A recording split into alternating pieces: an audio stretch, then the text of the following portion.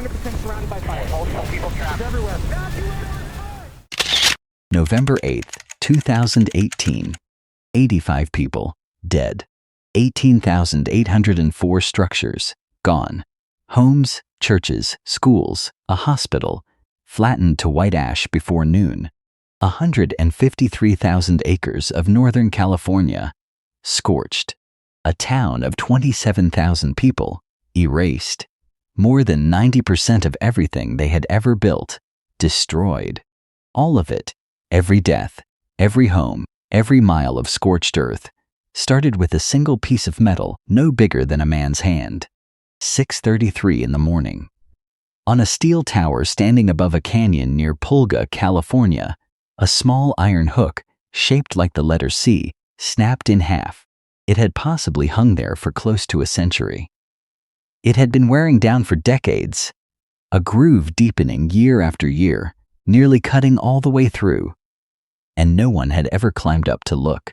When it broke, a high-voltage jumper wire dropped against the tower's steel frame. 115,000 volts arced through the metal.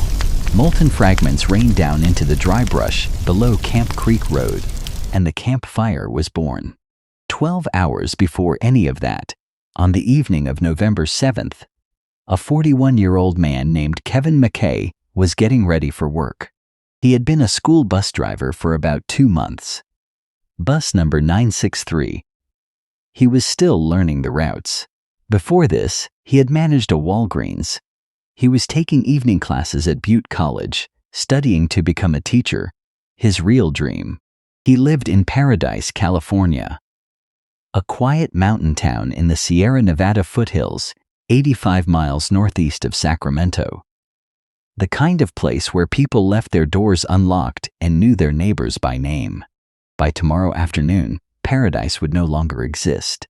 And Kevin McKay, Team McKay, a man who had been driving children to school for only 8 weeks, would have to decide whether to save 22 of them, without knowing whether his own family was still alive. But to understand what happened on that day, you have to go back to 1921. That is when the Caribou Palermo Transmission was first built, a 56-mile chain of steel towers carrying high-voltage power from the mountains of Plumas County down through the rugged canyons of Butte County. Built by the Great Western Power Company, acquired in 1930 by Pacific Gas and Electric, PG&E, California's largest utility, the company responsible for delivering gas and electricity to 16 million people across the northern and central parts of the state for nearly 100 years. That line, and the corporation that owned it, carried electricity across some of the most fire-prone terrain in North America. And hanging on Tower 27/222, high above a narrow canyon, was a C-hook, a small, curved piece of malleable cast iron. Its only job, to hold an insulator assembly and a jumper wire in place, 115,000 volts suspended in the open air. Over the decades, the wire it held swayed in the wind. Back and forth, every gust carved the groove a little deeper, 1/14 of an inch, nearly all the way through the body of the hook, a fracture waiting to happen. And PG&E never climbed that tower to check. Since the mid-1990s, the company's own procedures did not require routine climbing as inspections. Workers would drive past or fly overhead. They inspected from the ground in 2001, 2003, 2005, 2009, and 2014, but the wear was hidden at the contact point, high above, invisible from below. There are no records showing PG&E ever performed a climbing inspection on the relevant section of the Caribou Palermo line. Not once, not in nearly a century. Then, the weather turned. The National Weather Service had already issued a red flag warning. Wind gusts reached 50 to 55 miles per hour. Humidity plunged to approximately 10%. The vegetation across the foothills was tinder, dead trees, parched brush, fuel that had been drying for months. At 6:33 a.m. on November 8th, The C-hook fractured. The insulator dropped. The jumper wire swung free and struck the steel frame. An electric arc. Molten metal fell like sparks from a welder's torch into the carpet of dry grass below. The brush ignited, the wind caught it, and the fire began to run. According to a National Weather Service assessment, the fire advanced roughly 7.8 miles in its first 45 minutes, driven by sustained winds, feeding on bone-dry fuel, throwing burning embers as far as 3.9 miles ahead of the main fire front, igniting new fires before the old ones had even arrived. By 8 a.m., the fire had crossed the canyon, jumped the ridgeline, and was bearing down on the town of Paradise. Kevin McKay started his shift that morning like any other Thursday, but by the time he reached Ponderosa Elementary, the sky was wrong. An orange haze hung over the foothills. The smell of smoke was everywhere. Parents were arriving in a panic, pulling children from classrooms, loading them into cars, racing for the exits. Fewer than 40% of residents in the area had signed up for emergency alerts. Of the roughly 52,000 people who would ultimately evacuate, only about 7,000 received a code red warning. The rest learned the fire was coming from police on loudspeakers, from neighbors pounding on doors, or from the sight of flames cresting the hill behind their houses. At Ponderosa Elementary, 22 children remained. Their parents had not come, could not come. The roads were already gridlocked, phone lines jammed, power failing across the town. 2 teachers stayed with them. Mary Ludwig, 50 years old, a second-grade teacher, and Abby Davis, 29, a kindergarten teacher. Kevin had a choice: wait for parents who might never make it through, or load 22 children onto bus 963 and drive them out himself. He loaded the bus. He counted every child, organized them in pairs, walked the aisle and pointed out the emergency exits, told them exactly what to do if they had to leave the bus in a hurry.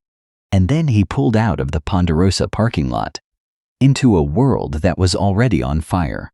The drive should have taken 30 minutes. It took 5 hours. Every route Kevin tried was blocked.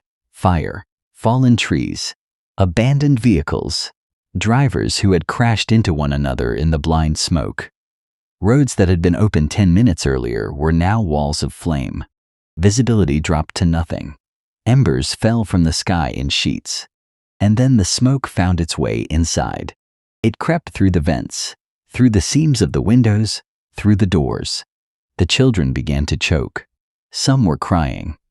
Some had gone silent, which was worse.